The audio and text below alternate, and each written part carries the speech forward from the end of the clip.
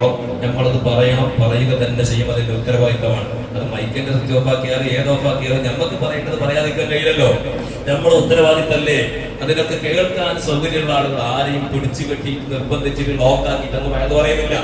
അവർക്ക് താല്പര്യമുള്ള ആൾ, കുറച്ച് ആളുകൾ ദീനി താല്പര്യമുള്ള ആളുകൾ ഇരിക്കുന്നു, അവർക്ക് വേണ്ടിയിട്ടാണ് വയത് പറയുന്നത്. അല്ലാതെ ആരെയും ജമാഅത്തുകാരെ പിടിച്ചു കെട്ടിയിട്ട് കൊണ്ടാണെന്ന് പറഞ്ഞിട്ട് ആരും വയത് പറയാൻ ഇവിടെ നിന്നിട്ടില്ല ഇതുവരെ. പക്ഷെ അതുകൊണ്ട് പറയേണ്ട കാര്യങ്ങൾ പറയണം. അത് പണ്ട് റസൂലുള്ളാഹി തങ്ങളുടെ കാലത്തുണ്ടായിരുന്നു. റസൂലുള്ളാഹി തങ്ങളുടെ കാലത്തും സത്യം പറയുന്ന സമയത്ത് ചെവിക്ക് വിരൽ വെച്ചിരുന്നു എന്നാണ് ഇതിന്റെ വിരോധികളായ ആളുകൾ. ഇതൊക്കെ ചരിത്രത്തിലുള്ളതാണ്. ഇസ്ലാമിന്റെ ദഅവത്തിന് ലോക ചരിത്രത്തിൽ അന്നും ഇന്നും ഏതെല്ലാം രീതിയിൽ ഏതെല്ലാം സത്യത്തിന് വേണ്ടി പ്രബോധനം ചെയ്യുന്ന സമയത്ത് ലോകത്തെ ഏറ്റവും വലിയ ത്യാഗം അവർക്ക് പ്രതിപക്ഷം ഉണ്ടാവുമോ എന്നുള്ളതാണ്. അതുണ്ടാവുക തന്നെ ചെയ്യുന്നത് ലോകത്ത്.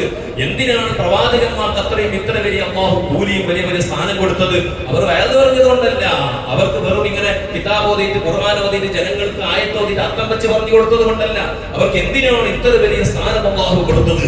പ്രതികൂല സാഹചര്യങ്ങൾ ഉണ്ടായിട്ടും അതിനെല്ലാം തരണം ചെയ്തിട്ട് അല്ലാഹുവിന്റെ ദീനിന്റെ വിരോധികളായ ശത്രുക്കളായ ആളുകളെ അവരോട് ഏറ്റുമുട്ടിക്കൊണ്ട് വിജയിച്ചു എന്നുള്ളതാണ് അവരുടെ വിജയം. അതുകൊണ്ട് പൊന്നാന മുഅ്മിനീങ്ങളെ, സത്യം നമ്മുടേതായിരിക്കുന്ന സത്യത്തിന്റെ കാര്യങ്ങൾ, ദീനിന്റെ കാര്യങ്ങൾ പറയാൻ നമ്മുടെ ബാധ്യതയാണ്. അത് പറയാനുള്ള സൗകര്യങ്ങൾ ഉണ്ടാക്കേണ്ടത് ഇവിടെ അല്ലാഹുവിന്റെ ഹബീബ് റസൂലുള്ളാഹി സ്വല്ലല്ലാഹു അലൈഹി വസല്ലം പഠിപ്പിച്ചത് എന്താണ്? ഈ സമുദായം നന്നായി പോകും, രണ്ട് വിഭാഗം നന്നായി പോയാൽ ഈ സമുദായം ഏറ്റവും ദുഷിച്ചു പോകും. രണ്ട് വിഭാഗം ദുഷിച്ചു പോയാൽ ഇത് നബി തങ്ങളുടെ ഹദീസാണ്. അല്ലാഹുവിന്റെ റസൂൽ സ്വല്ലല്ലാഹു അലൈഹി വസല്ലം പറഞ്ഞില്ലേ, അങ്ങനത്തെ ഒരു സമുദായം രണ്ട് വിഭാഗം ആളുകൾ അവർ ദുഷിച്ചാൽ ഈ സമുദായത്തിൽ വലിയ വലിയ പ്രതിസന്ധികൾ നേരിടേണ്ടി വരും. മാരകമായ രോഗങ്ങൾ വരും. മാരകമായിരിക്കുന്ന മനുഷ്യർക്ക് താങ്ങാൻ കഴിയാത്ത രോഗങ്ങൾ, ഒരു ഭാഗത്ത് ഭരണാധികാരികളുടെ ഭാഗത്ത് വരുന്ന പ്രതികൂല സാഹചര്യങ്ങൾ, ഇതിനെല്ലാം വ്യക്തമായ കാരണം അല്ലാഹുവിന്റെ ഹബീബ് സ്വല്ലല്ലാഹു അലൈഹി വസല്ലം നൂറ്റാണ്ട് പതിനാലുകൾക്ക് പറഞ്ഞു വെച്ചിട്ടുണ്ട്. രണ്ട് വിഭാഗം ആളുകൾ നന്നായാൽ സമുദായം നന്നായി, നാട് നന്നായി, ജമാഅത്ത് നന്നായി, ഒരു പഞ്ചായത്ത് നന്നായി, ഒരു രാജ്യം നന്നായി. ആരാണവർ? ഒരു വിഭാഗം ആളുകൾ ഉലമാക്കളാണ്, മറ്റൊന്ന് ഉമറാക്കളാണ്. ഉലമാവും ഉമറാവും നന്നാകണം.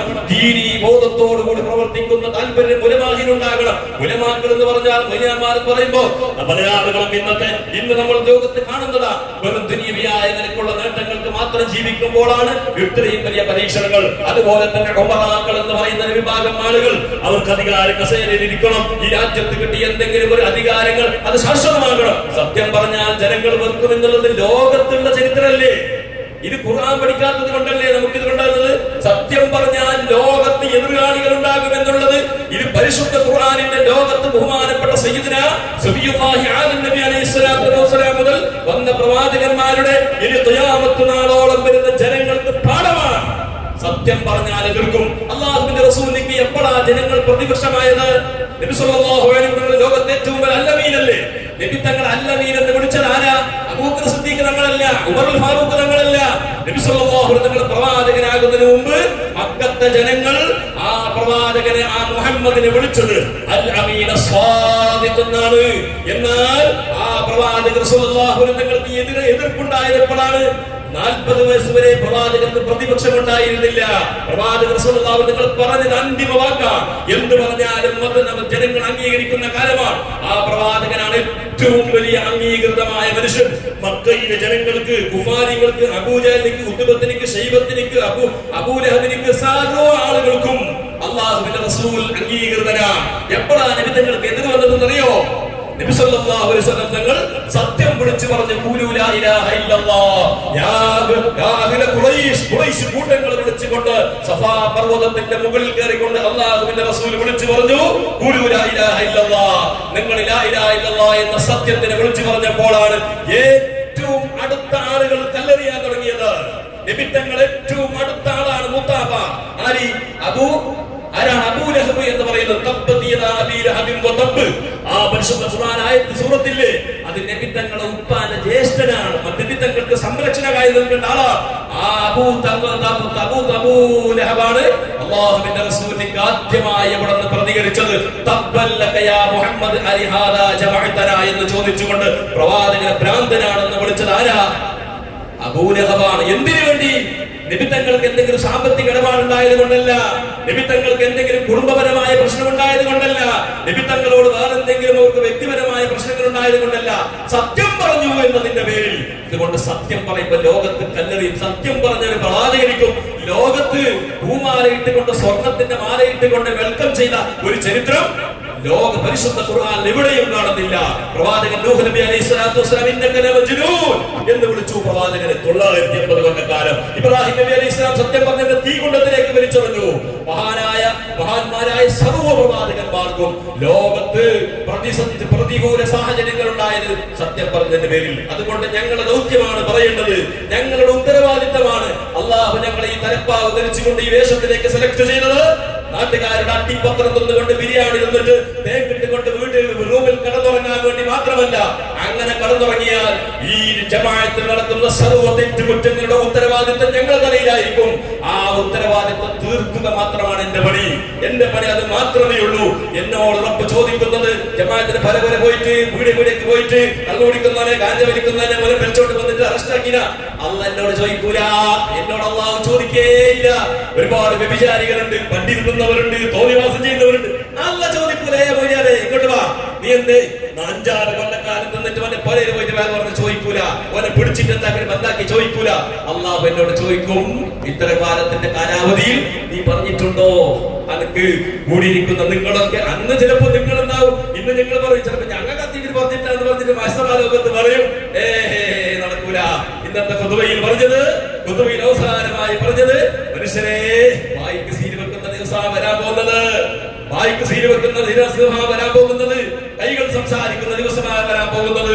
അല്ലയോ മനഹ്തിബു അലാ അഫ്വാഹിഹിം വതുകല്ലിമുനാ അയ്ദീഹിം വതശ്ഹദു അർജുലുഹും ബിമാ കാനൂ യക്സിബൂൻ. ആ ഖുർആൻ എന്താ പറയുന്നത്? അന്നത്തെ ദിവസം ചിലപ്പോൾ നിങ്ങളെല്ലാം വിചാരിക്കും അയാൾ പറഞ്ഞിട്ട് പറഞ്ഞത് ശരിയല്ലേ, പക്ഷെ ഞങ്ങൾ മത്സരം കൊടുക്കണം, എല്ലാവരും കൂടി ജമാഅത്തെല്ലാം കൂടിയിട്ടുണ്ടായി അയാൾ മത്സരം കൊടുക്കണം എന്ന് വിചാരിച്ച് ഞങ്ങൾക്ക് എല്ലാവരും സെറ്റായിട്ട് പോകുന്നുണ്ട്. മത്സരം അവിടെ കാണുമല്ലേ, ആ കണ്ണില്ലാതെ കത്തിച്ച പറഞ്ഞിട്ട് ഇല്ലാതെ പറയണം. പറയാൻ നടക്കൂല. എന്തേ കാരണോ? നാവല്ല സംസാരിക്കുന്നത്. വായിക്കുന്ന സീല് വെക്കുമ്പോ ഫുള്ള് സീലായി, പിന്നെ ഓപ്പൺ ഇല്ല, കയ്യാ സംസാരിക്കുന്നത്. അല്ലാഹു ചോദിക്കുക, ആരാ സാക്ഷി? കാല് പറയും, കാല് പറയും. ആ സമയത്ത് നിനക്ക് കഴിച്ചതാവാം, എനിക്ക് ഉത്തരവാദിത്വം തീർന്നു. റബ്ബെന്നോട് പറയും, എന്റെ വ്യക്തിപരമായ പേഴ്സണൽ കാര്യം നോക്കിയാൽ മതി. ഉത്തരവാദിത്വം ഉണ്ടായിട്ട് ചോറ് കഴിച്ചിട്ട് പുറത്തിറങ്ങിയില്ലല്ലോ. ആ കിടന്നിറങ്ങിയിരുന്നെങ്കിൽ ഞാനും കൂടി ഉത്തരവാദിത്വം, നിങ്ങൾ ചെയ്യുന്ന കുറ്റങ്ങളിൽ ഞാനും കൂടി പങ്കാളിയാകും. ആരെല്ലാമാണ് ഒരു നാട്ടിൽ അധാർമികത കാണുമ്പോൾ ആര് പുഞ്ചിരിച്ചിട്ട് പുറം തട്ടി സാരയില്ല, അതൊന്നും ദുനിയാവർക്ക് പേര് കെട്ടാൻ ആര് വരകണ എന്ന് പറയുന്നവരുണ്ടോ? അതെല്ലാം എനിക്കൊന്നും പ്രശ്നമല്ല, ഇവിടുത്തെ ഉത്തരവാദിത്തപ്പെട്ട ആളുകൾക്കൊന്നും പ്രശ്നമല്ല. നാളെ റബ്ബിന്റെ കോടതിയിൽ നീയും അവരും ഒന്നായിക്കൊണ്ട് ആ മഹ്ശറാലോകത്ത് കരയേണ്ടി വരും. ഇതുകൊണ്ട് പൊന്നാല രക്ഷിതാക്കളോട് പറയാനുള്ളത്, മക്കളെ നന്നാക്കണം, മക്കൾക്ക് ധാർമ്മിക ബോധം ഉണ്ടാക്കണം. 10ാം ക്ലാസ്സിന്റെ സർട്ടിഫിക്കറ്റ് വാങ്ങിയിട്ട് പോരന്റെ ഉള്ളിൽ ഓരോരുത്തരുടെ പോരയിൽ നോക്കിയെങ്കിലും ഓരോരുത്തരും പോയിട്ട് നോക്കുമ്പോൾ ഓരോരുത്തരുടെ പോരയിൽ സർട്ടിഫിക്കറ്റ് കൂമ്പാരോ, സർട്ടിഫിക്കറ്റ് വെക്കാൻ ഷോക്കേസിന് ജാഗയില്ല. 10, 15, 25 സർട്ടിഫിക്കറ്റ്. എന്നിട്ട് പറയാം, ഉസ്താദ് എന്റെ മോനെ A+, മറ്റേ പ്ലസ്, O+, E+, എല്ലാ പ്ലസും ഓന് വാങ്ങിയിട്ടുണ്ടാവും. ആ മോന ബാങ്ക് കൊടുക്കുന്ന സമയത്ത് അങ്ങാടിരുന്ന് കൊണ്ട് കാഞ്ച വലിച്ചുകൊണ്ട് തോന്നിവാസിയായി ദൈവത്തിന്റെ മീമത്ത് പറഞ്ഞിട്ട് ഇസ്ലാമിന് വിരോധമായ കാര്യങ്ങൾ നടത്തുന്നത് ഇതേ A+ന്റെ ഉടമയാണ്. ഇതുണ്ടായിട്ട് കാര്യമുണ്ടോ? ഇന്ന് ഞാൻ ആലോചിച്ചു പോയി, ഇന്ന് സ്കൂളിൽ ലീവല്ലേ? അല്ല, എല്ലാ സ്കൂളിൽ ലീവല്ലേ? എല്ലാ സ്കൂളിൽ ലീവാണ്. എത്ര കുട്ടികളുണ്ട് നോക്ക്, വേഗം കേൾക്കാൻ വേണ്ടി എത്ര കുട്ടികളുണ്ട് നോക്ക്. 1ാമത്തെ സലാം കിട്ടിയപ്പോ ഞാൻ തിരിഞ്ഞിട്ട് ഇന്ന് കുറെ നേരം നോക്കി. എന്തിന്? എത്ര മക്കൾ എപ്പോഴും പോകുമ്പോ പറയും സ്കൂളുണ്ട്, സ്കൂളല്ലേ സാർ, സ്കൂളിന്റെ ടൈമിൽ ഇരിക്കണ്ടേ? ഇന്ന് സ്കൂളില്ലാത്ത എത്രയോ മക്കൾ ഇങ്ങനെ ലീവായിട്ട് പോകുന്നത് കണ്ടു. ആരെ മക്കളാ? ഇരിക്കുന്ന ആജിയാര മക്കളുണ്ടാവും, ഇരിക്കുന്ന ആജിയാര പുള്ളിമാരുണ്ടാവും, നിങ്ങൾ അനുജന്മാരുണ്ടാവും. ഓരല്ല ഇങ്ങനെ ഇറങ്ങിയിട്ട് പോകാൻ ആജിയാര വേദന കേട്ടിട്ട് നാളെ അല്ലാഹ് സ്വർഗത്തിലേക്ക് 1ാമത്തെ കോടതിയിലെ 1ാമത്തെ സഫലത്തിന് സ്വർഗത്തിലേക്ക് കാലെടുത്ത് വെക്കുമ്പോ പഠിച്ചവനെ വിളി വിളിക്കും. ആരി അല്ലാഹുവോട് പറയും, പഠിച്ചവനെ ഞാൻ സ്വർഗത്തിലേക്ക് പോകാൻ, നരകത്തിലേക്ക് പോകാൻ കാരണം എന്റെ ഉപ്പാണ്, എന്റെ ഉപ്പാപ്പയാണ്. പ്രതിപക്ഷം അല്ലാഹുവോട് പറയും, മുഹമ്മദില്ലേ, ആ ഖാദിറില്ലേ, ആ ഇബ്രാഹിം, മത്സരത്തിന്റെ സീനായത്. ഇത് ഞാൻ അതിനെ കുറച്ചും കൂടി നമ്മളെ ഭാഷയിൽ അവതരിപ്പിക്കുന്നുള്ളൂ. മത്സരത്തിന്റെ സീന. അല്ലാഹു പറയുന്ന സ്വർഗത്തിലേക്ക് പോയ മനുഷ്യനിൽ ആചാരല്ലേ, ഇങ്ങോട്ട് വിളിക്ക്. അള്ളാഹു തിരിച്ചു വിളിക്കും. തിരിച്ചു വിളിച്ചിട്ട് ചോദിക്കും, എന്തേ പ്രശ്നം? നോക്ക്, ഭാര്യ നോക്കുമ്പോ നമ്മൾ ഒന്നാമത്തെ ശത്രു കൊടാജയിലുണ്ടായോ, നിന്റെ കുടുംബത്തിന്റെ ശത്രു ഓനല്ല. ഓ വിചാരിച്ചു ഇത്രയും ഇവിടെയും കൂടി എന്റെ മുതു പിടിക്കുന്ന ആരെയും നോക്കുമ്പോ ഓനല്ല. നിന്റെ കോടാനകോടി സ്വത്ത് മുഴുവനും മക്കൾക്ക് വേണ്ടി എടുത്തു വെച്ചിട്ട്, പള്ളിക്ക് വേണ്ടി, ദീനിന് വേണ്ടി ഒരു ഹജ്ജ് പോലും ഒരു ഉംറ പോലും ചെയ്യാത്ത സ്വത്തിനെ മുഴുവനും എടുത്തു വെച്ചിട്ട് ആ മക്കൾക്ക് എടുത്തു വെച്ച മോനില്ലേ, മോ പിടിക്കുന്നേ പിടിച്ചോനെ, ഓനെ സ്വർഗത്തിൽ കിടത്തണ്ട. ഞാൻ നരകത്തിൽ ഇങ്ങനെ ആവാൻ കാരണം എന്റെ ഉപ്പാണ്. ഞാൻ കാഞ്ച വെച്ചിട്ട്, ഞാനിപ്പോ കള്ളു കുടിച്ചിട്ട് വ്യഭിചാരം ചെയ്തിട്ട് കിട്ടിയ പെണ്ണിന്റെ ബാക്കിൽ പോയിട്ട് ഉള്ള നാട്ടുകാരും വീട്ടുകാരും കല്ലെറിഞ്ഞിട്ട് ഞാൻ ഹറാമിയായി പോകാൻ കാരണം എന്റെ ഉപ്പയാണ്, എന്റെ ഉമ്മയാണ്. അതുകൊണ്ട് ഓനെ നരകത്തിലേക്ക് ഇട്ടിട്ട് ഓന്റെ നെഞ്ചത്ത് ചവിട്ടിട്ട് ഞാൻ നിൽക്കാൻ ആര് പറയുന്നേ? സ്വന്തം ചോര കൊണ്ട് പിറന്ന മക്കളാണ്. ഇങ്ങനത്തെ അവസ്ഥ നമുക്ക് മനുഷ്യയിൽ വന്നാൽ ആരോട് പറയും? തങ്ങളെടുക്കലും പോയിട്ട് എന്തെങ്കിലും ഉറുക്ക് വാങ്ങിയിട്ട് രക്ഷപ്പെടാൻ കഴിയോ? ഏതെങ്കിലും ഒരു സ്വാലിഹായ തങ്ങളെടുക്കൽ ഒരു ദ്വാരിപ്പിച്ചിട്ട് സ്വർഗത്തിലേക്ക് എത്തിക്കാൻ കഴിയോ? അതൊന്നും അവിടെ നടക്കൂല. അതുകൊണ്ട് പൊന്നാന രക്ഷിതാക്കളെ, മക്കൾക്ക് ധാർമ്മിക ബോധം ഉണ്ടാക്കി കൊടുക്കണം, ഇസ്ലാമികമായ ചുറ്റുപാടുണ്ടാക്കി കൊടുക്കണം. അത് നാട്ടിന്റെ വീട് നന്നാക്കണം. ആദ്യമായിട്ട് ഞാൻ പറയുന്നത്, ഇപ്പൊ തന്നെ ജമാഅത്തിന് 1.5 സഫൽ ആളുണ്ടായി. ഇപ്പൊ ആള് കുറഞ്ഞിട്ട് ഇന്ന് 3/4 സഫ്, ഇന്ന് 3/4 സഫ്. ആൾക്കാർ പറയും മയക്കുതിരുണ്ടല്ലേ, മയക്കുതിര് സ്വഭയ്ക്ക് എന്തെങ്കിലും കുടുംബത്തിന് എന്തെങ്കിലും പരിപാടി പല കുടിക്കുന്നല്ല, മട്ടൻ കറിയും പത്തലുണ്ടെങ്കിലും മഴയല്ല, തൂഫാന് മഴ വരുന്നെങ്കിലും ഇറങ്ങിയിട്ട് പോയല്ലേ രക്ഷ പിടിച്ചിട്ട്. ഇതെല്ലാം നമ്മൾ ചിന്തിക്കണം. ഇന്നത്തെ പ്രശ്നം ജമാഅത്തിന് ആള് പറയാൻ കാരണം എന്ത്? ബാങ്കിലെ ബാങ്ക് പേ അല്ലേ? ബാങ്ക് പേ എന്നുള്ള ബാങ്കിന്റെ ടൈം നോക്കിയിട്ടല്ലേ നിങ്ങള്? ബാങ്കിന്റെ ടൈം നോക്കിയിട്ട് നിങ്ങൾക്ക് വേണ്ടി സൗകര്യപ്പെടുത്തുകയല്ല. അതുകൊണ്ട് ജമാഅത്തിന് വരണം. ജമാഅത്ത് നിസ്കാരത്തിന് പള്ളിയിലേക്ക് സൗകര്യമുള്ള ആളുകളൊക്കെ വരണം. അതുപോലെ തന്നെ മറ്റുള്ള ജമാഅത്ത് നിസ്കാരങ്ങൾക്ക് മഗ്‌രിബ് ഇശായിലൊക്കെ ഞാൻ പലപ്പോഴും ഞാൻ അവസാനിപ്പിക്കുന്നു. പലപ്പോഴും ഞാൻ പറയുന്ന ഒരു കേസാണ്.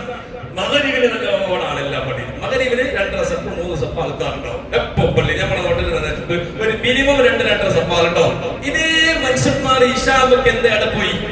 ഇതേ മനുഷ്യന്മാർ നാട്ടിൽ എല്ലാവരും ഇശാബൊക്കെ നാട്ടിലേക്ക് എത്തുന്നല്ലേ? ഇശാബൊക്കെ അങ്ങോട്ട് പോകുന്നതാ ആണോ? അങ്ങനെയാണോ? അല്ലല്ലോ. ഇശാബൊക്കെ എല്ലാവരും, കുറെ ആൾക്കാർ മഗ്‌രിബാകുമ്പോ എത്തും, ചില ആൾക്കാർ എന്തായാലും ഇശാ 9-8 മണിയാകുമ്പോ നാട്ടിലേക്ക് എല്ലാവരും ഡ്യൂട്ടി കഴിഞ്ഞിട്ട് എത്തല്ലേ? എന്തേ ഇശായിത്തെ ആളില്ല? ഇശാക്ക് എന്റെ 3/4 സഫാള് എന്തേ? അദ്ദാദിന് 10 ഹദ്ദാദ്. എന്താണ് ഈ ഹദ്ദാദ് എന്നൊക്കെ പറഞ്ഞാൽ?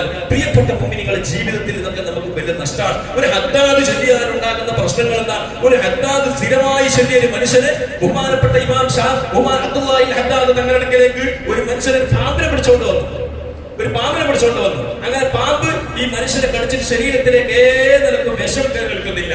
ബഹുമാനപ്പെട്ട അബ്ദുല്ലാഹി ഹദ്ദാദ് തങ്ങളുടെ അടുക്കലേക്ക് വന്നപ്പോ ചോദിച്ചു, എന്ത് ഈ പാമ്പിനോട് സംസാരിച്ചു? പാമ്പ് അവിടെ നിന്ന് പറഞ്ഞത് എന്താണെന്നറിയോ? പാമ്പ് നോക്കിക്കൊണ്ട് ബഹുമാനപ്പെട്ട അബ്ദുല്ലാഹി ഹദ്ദാദ് തങ്ങൾ ചോദിച്ചു, നീ എന്തെങ്കിലും പ്രത്യേകമായി ഇബാദത്ത് ചെയ്യുമോ ചോദിച്ചു. ബഹുമാനപ്പെട്ടവരോട് ആ മനുഷ്യൻ പറഞ്ഞു, സ്ഥിരമായിട്ട് ഹദ്ദാദ് ചെല്ലുന്ന മനുഷ്യനാകാൻ എപ്പോഴും ഹദ്ദാദ് ചെല്ലും.